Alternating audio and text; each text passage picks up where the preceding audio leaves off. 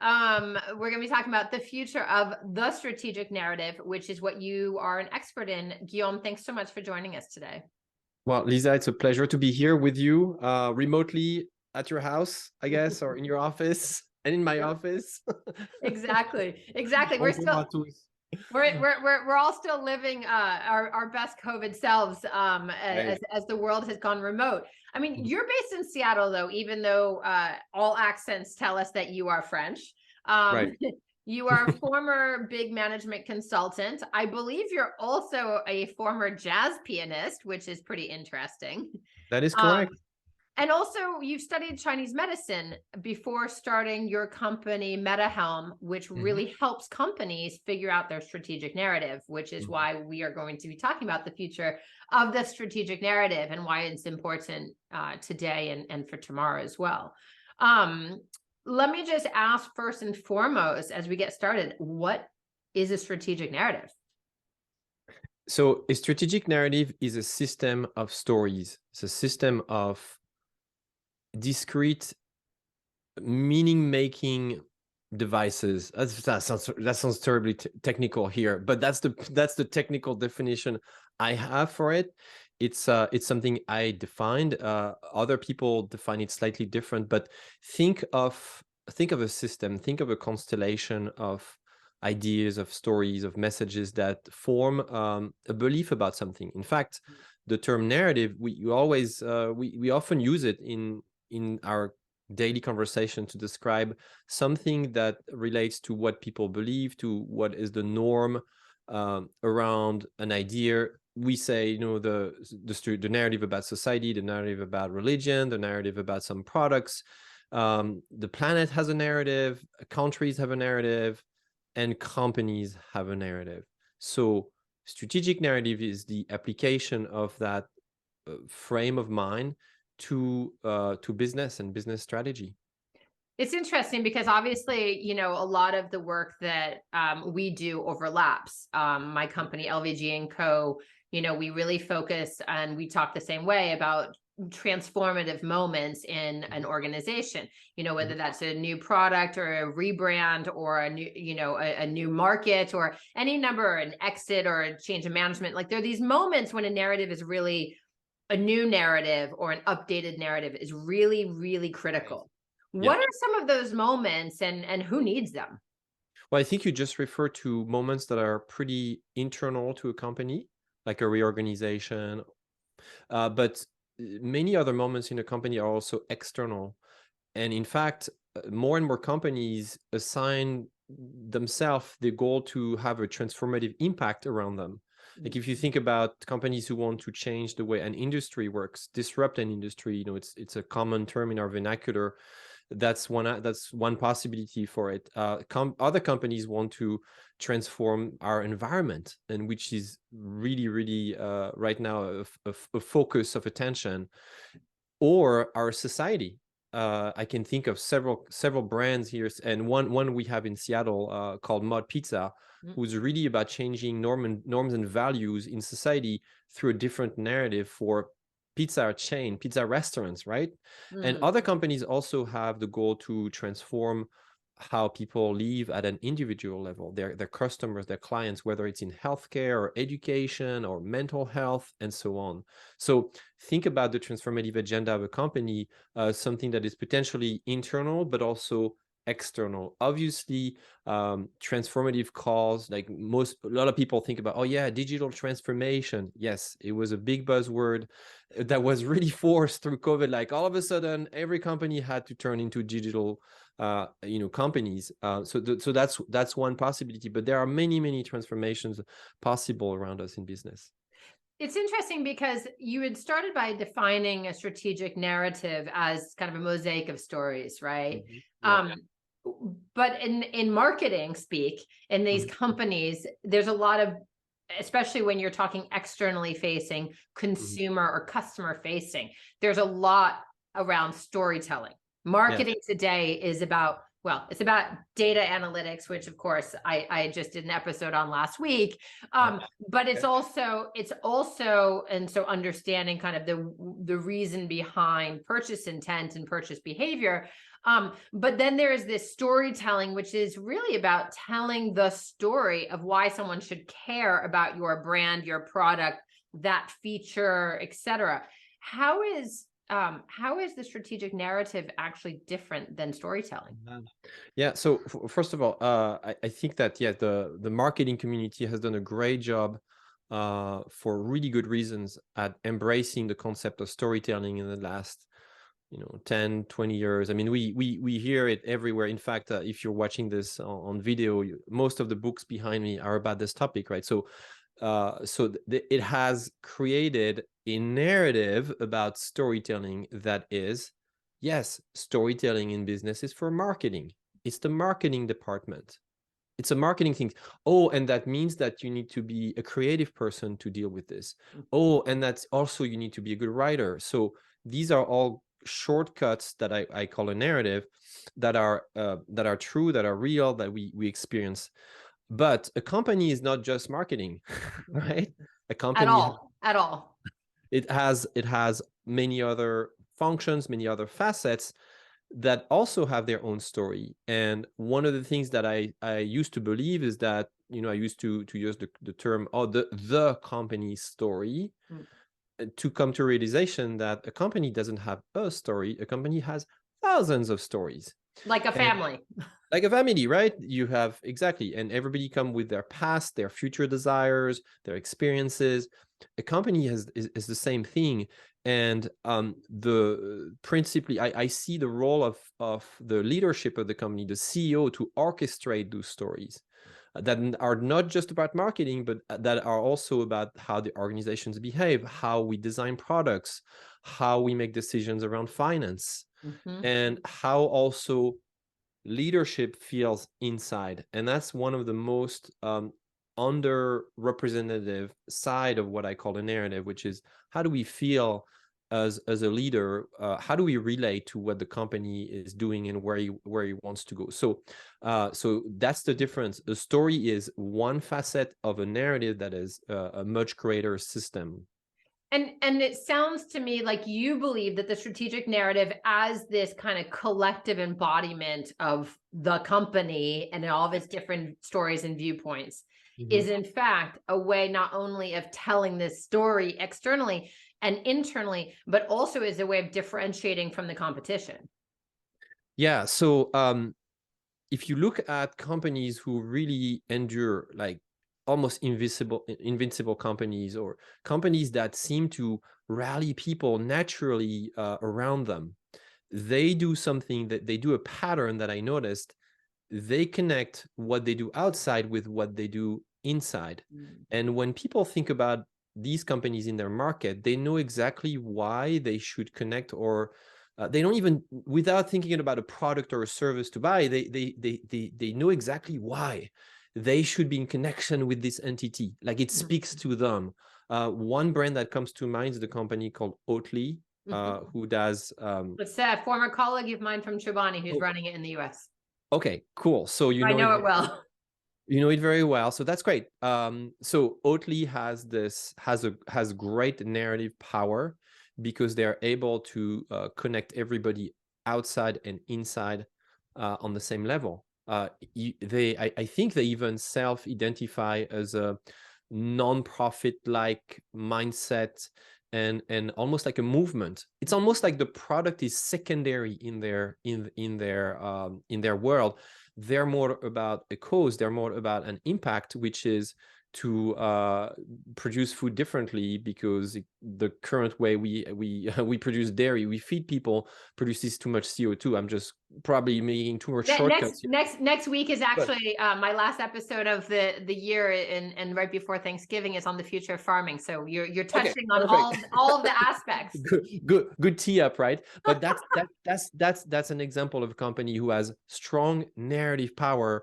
And maybe they don't call it strategic narrative. Maybe they'll call it branding or something else. But the way I see it, for my purpose, is that they've done that strategically. They thought about it. It's not something that they, that just came up like that. In fact, I listened to some of the talks of the creative director there, and they have a really radically different way to do marketing and Yes. to really connect the inside with the outside. So I call it strategic because I wish more companies would think like that. And my quest, my strategic narrative is to offer a way for other transformative business founders and leaders to replicate that model that seems to have something interesting here. Well, so you teach, this subject, you mentor in a lot of incubators and things. You've also written a book on the strategic narrative, right? It's actually, the book is called Strategic Narrative with some subtitle. Talk a little bit about why you think, kind of from today going forward into the future, the strategic narrative is so important and maybe perhaps different than it used to be. Not very long ago, compared to the scale of humanity, we came to prove and realize that we are emotional living. People are emotional first before they think, right? I'm referring to the work of researchers, and there is a book called Think Slow, Think sorry, one of Think my favorites. Think Fast, right? So so we finally are understanding a little bit more about how we make decisions, about how we operate.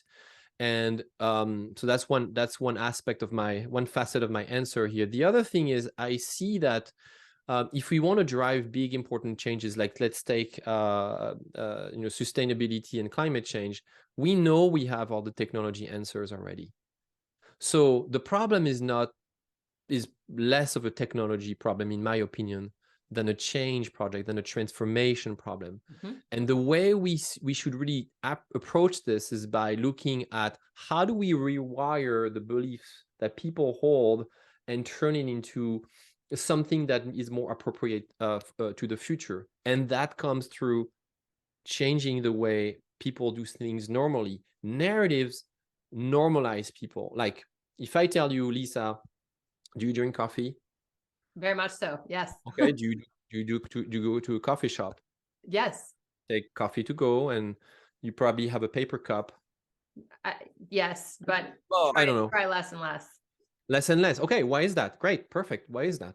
Because I'm very eco-minded. I also now don't live in the city, and so it's not as pertinent. Okay, great. So, but did you use, like maybe years ago or decades ago, did you use to just right? And so the reason why you did this, I'm going very quickly here because for the sake of time, but your reason you did this because we taught you that this paper cup is good. That's what you need to use, and then once you're done, you put it in the blue bin and it gets recycled. That was your former narrative. Yes. And over time, your beliefs changed and your narrative changed by thinking, actually, that's not very eco-friendly. I should change my habits, right? So you operated that change by yourself, by increasing your awareness and being more conscious about it. It was probably driven by conversation with friends or what brands are saying. Yep. And so although the technology solution to have more of a sustainable cup was already there, actually before paper cups, ironically, right? You had to go through this. And that's why I think it's so important these days. I think that's the urgency right there. We are facing big adaptive challenges for which we don't have all of the answers, but a lot of the answers. And what is getting in our way is adoption of these innovations, is alignment of people to really drive towards the same goal. Well, I think what's great about that, because it's about driving towards the same goal. And I think some of the outcomes that your company, MetaHelm, working with some of the world's largest companies, really drives to. I mean, there are these promises of like what kind of benefits, a strategic narrative can deliver, like aligning people, right? We talked about accelerating adoption of innovation being one of these major ones, and then growing a business, which of course is capitalism's ultimate objective is growth. Topic for other days and past episodes. Yes, you covered it. But I do think what's compelling to me about the strategic narrative is really about that adoption that you're talking about. And the shift in mindset and its role in change management, for lack of a better term. as we move forward into the future. Are there things that you think specifically organizational leaders need to be doing in order to kind of fast track adoption and growth and change? Well, first of all, get educating on what change is really and how it works, and you'll find that you need to walk your talk. You need to repeat yourself, and you need to treat people less as an audience but more as participants. It's okay if you have a proposition that is unfinished. Actually, it's better, because if it's unfinished, it means you leave room on the canvas for people to add their own version of it. So maybe focus on your intent a little more than just your product. I see this a lot in technology companies, also sustainability companies. It's all about the product, and that's great. But we want to make this product perfect, so perfect that when people see it, of course it works great, but what is left to be done, right? Where is the conversation? Where is the open-mindedness to invite people in co-creating the solution of the futures? So really, one of the key things to keep in mind, if I had one thing to say here, is that idea, like, treat people as participant, co-create with them, focus more on where is it that you want to go, and let them know that maybe you have a solution that is a working solution that maybe needs their involvement to take it to the next level, to another level of iteration, and don't spend so much time and effort at first into making it, the ideal thing, because you don't know yet. The idea of co-creation in a strategic narrative is it's critical, actually. And I think I like that idea of leaving blank space on the canvas for people to leave their own fingerprint is something that even I, as a change agent in my, kind of corporate life, sometimes would forget in the, yes, you get buy-in and you sell it and you incorporate, but leaving blank space sometimes can be seen as weakness, but it's always essential. Can I just share a quick anecdote here? I did a project a few years ago with an airline who wanted to transform their culture.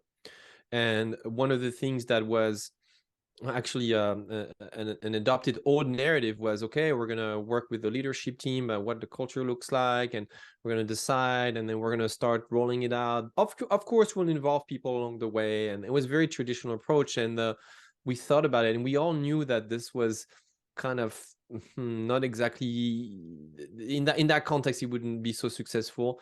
So the CEO was courageous enough to say, okay, let's invest in bringing all employees. It was a small airline. It's a subsidiary of Alaska Airlines called Horizon Airlines. So still manageable, but still almost 3,000 people. That's a lot of people. And so we did this over 6 months, and we asked them all the same questions. We had our ideas, but we said, these are our ideas, but what do you want the culture to be in this company? What do you think would be most beneficial to customers? That's what I mean by co-creation. And the culture was just, was shaped from the grassroots level. It was just galvanizing for people. There are some really good ideas, some really bad ideas, but that's the name of the game, and we tested them together. That's incredible. It's a great example. So thank you for sharing it. As we think about kind of wrapping up, Guillaume, you've studied Chinese medicine. And Chinese medicine is largely, from what I know, as someone who has received some of it, and have some friends who are also practitioners, it is very much holistic. It's a systems treatment rather than an identification of one thing or another. It's also focused on kind of the elements and nature and things like this. Is there a specific way in which your own background in Chinese medicine influences your, frankly, management consulting business, even if you are doing strategic narrative, which is creative? It totally influenced my approach. I love that question, Lisa. It totally influenced my work. It was a huge breakthrough. I got to study Chinese medicine. I mean, just scratch the surface, because really it would take a lifetime to really understand and master. In my late 20s. And that completely changed my view of the world, and it influenced it really, really drastically. Everything I do is holistic.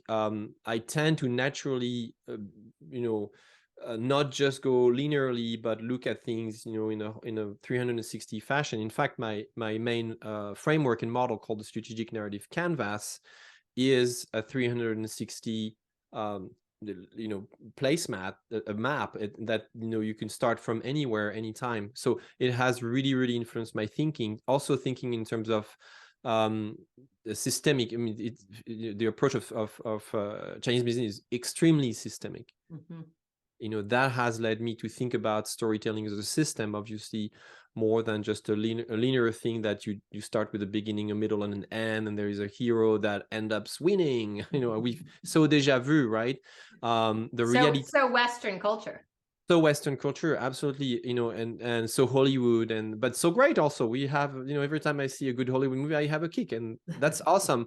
But the reality is that life is infinite. At least I hope you live as long as possible, and it keeps coming back, and that's more of the paradigm where that companies live in. Like, things are unfinished. Things are open. Things are systemic. You think, it's early 2020 and you have a beautiful strategy plan, and in March you get punched in the face because everybody who has a plan gets punched in the face. So what do you do, right? You have to be agile. So you have to think about, okay, what are our norms? What are values here? How do we operate? Like, values are how we decide in critical moments of adversity. So that's when the narrative comes to life. And maybe our narrative is toxic, so we need to change it right now. Otherwise, we're out. Yeah. We're at time, but I think that's such a nice kind of encapsulation of why a strategic narrative is so important for businesses wanting to even continue in the future. So the future of the strategic narrative feels to me like the future of business. Yeah, I think it's going to be it's going to be growing importance. It is the future of business, and I encourage you to expose your mind to that kind of thinking. And also, I invite you to help me continue building that approach, because I walk my talk, and my approach is certainly not perfect, but it's useful. It's useful, and I invite you to take a look at it, and tell me what you think. Fantastic. Guillaume, where can people look for it? So my website is metahelm.com, metahelm.com, and I have a number of resources there. My book is available for free. I don't ask for an email, and you can have it for free. My assessment, I have a very short 4.5-minute assessment that will tell you if your company has narrative power, is also available there for free. So try it out. Fantastic. Thank you again for joining us on Future of XYZ. Fascinating conversation. Hopefully not just for us brand building geeks. Lovely. Thank you so much, Lisa. Thank you. And for everyone watching and listening, if you don't already subscribe to Future of XYZ, make sure you do on YouTube or anywhere you get your favorite podcasts. You can also visit future-of.xyz to get all the links if you don't find them naturally. I also just want to say we are going to be wrapping this year early. Next week, right before Thanksgiving in America, is going to be our last episode for the year before we come back in 2023 with a whole bunch of new episodes and some new exciting news. So stay tuned. Make sure you subscribe. And Guillaume, encore une fois, merci mille fois. Merci beaucoup, Lisa. Your podcast is awesome, and I was so honored to make it to the first season. Thank you so much. It's actually the 6th season, but the first, it's crazy. Nice. This is in 2 years that we've been doing this now, but the first season before we change it. And I am so happy that you were able to join us. Thank you.